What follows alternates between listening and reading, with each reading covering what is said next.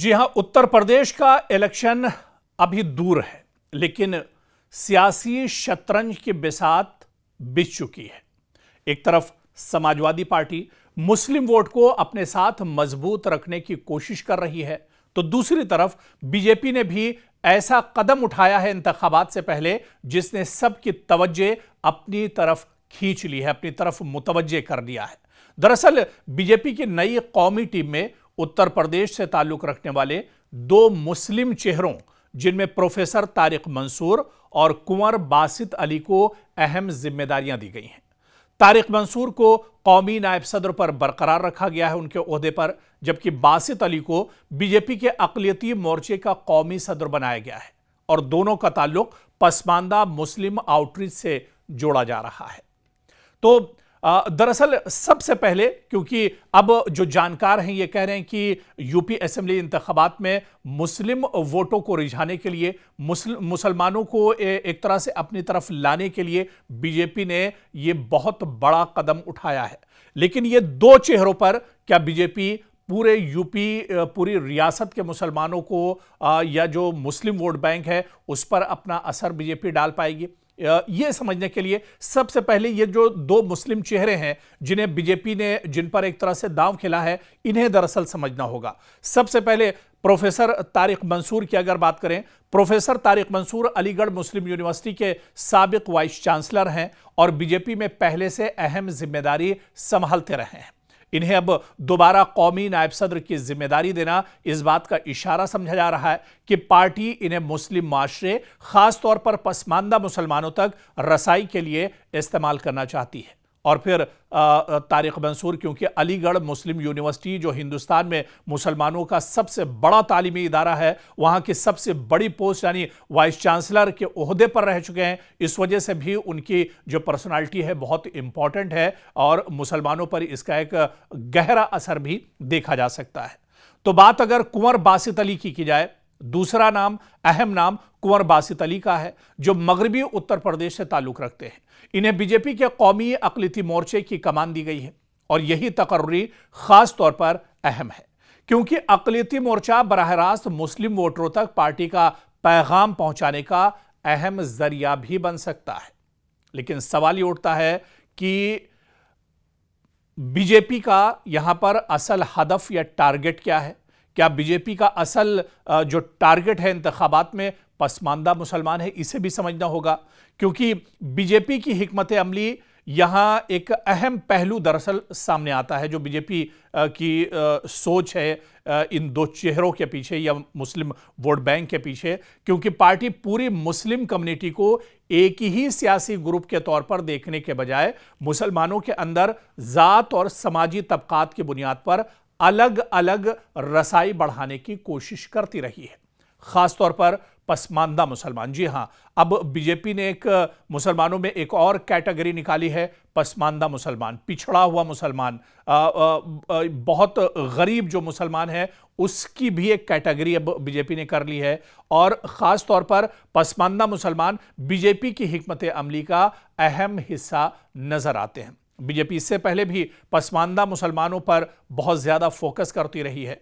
BJP का दरअसल यहां पर जो पॉलिटिकल या सियासी पैगाम यह रहा है कि सरकारी फलाही स्कीमों का फायदा मजहब के बजाय मुस्तहक अफराद तक पहुंचा है और पार्टी इसी बुनियाद पर मुस्लिम वोटरों में अपनी जगह बनाने की कोशिश कर रही है।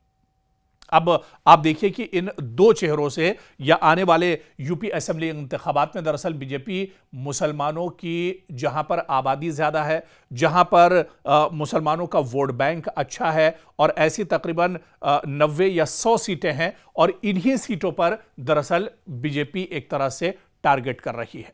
कुंवर बासित अली के हवाले से सामने आने वाली रिपोर्ट्स के मुताबिक बीजेपी का हदफ उत्तर प्रदेश की तकरीबन 100 असेंबली नशिस्तों पर खुसूसी तवज्जो देने का है।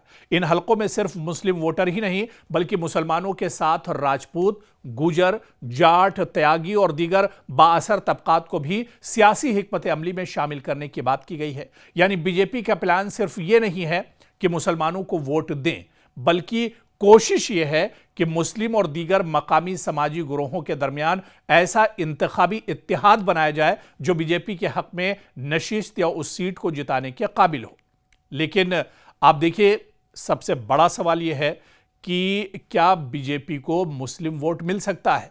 ये सबसे अहम सवाल है। हालांकि बीजेपी की हिकमत अमली इस हिकमत अमली पर काम कर रही है, लेकिन सवाल यह है कि सिर्फ क्या मुसलमानों को करीब लाने से मुसलमानों का वोट भी बीजेपी पा सकती है? क्योंकि उत्तर प्रदेश में मुस्लिम वोटर एक बड़ा और फैसलाकुन इंतखाबी ग्रुप है, लेकिन तारीखी तौर पर रियासत में बीजेपी का मुस्लिम वोट शेयर महदूद रहा है।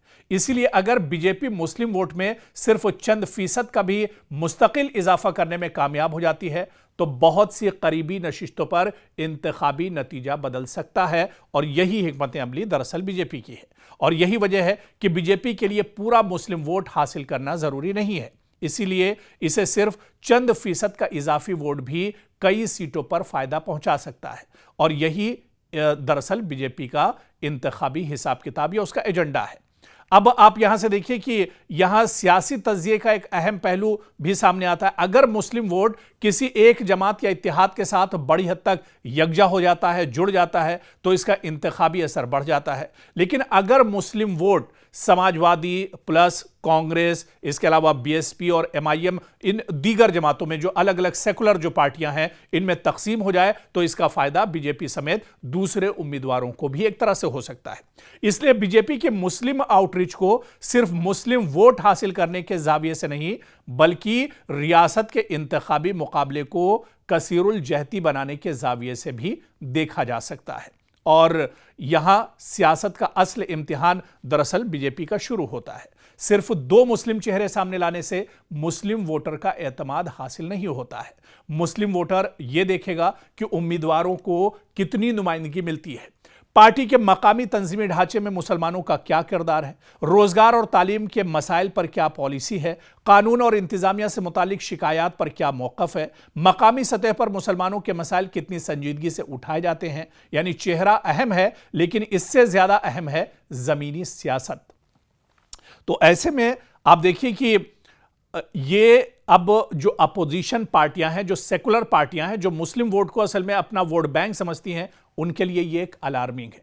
अगर बीजेपी वाकई पसमानदा मुसलमानों में कुछ वोट हासिल करने में कामयाब हो जाती है तो इसका सबसे बड़ा सियासी असर समाजवादी पार्टी पर पड़ सकता है, क्योंकि मुस्लिम वोट इसके रिवायती इंतखाबी इत्तेहाद का अहम हिस्सा समझा जाता है।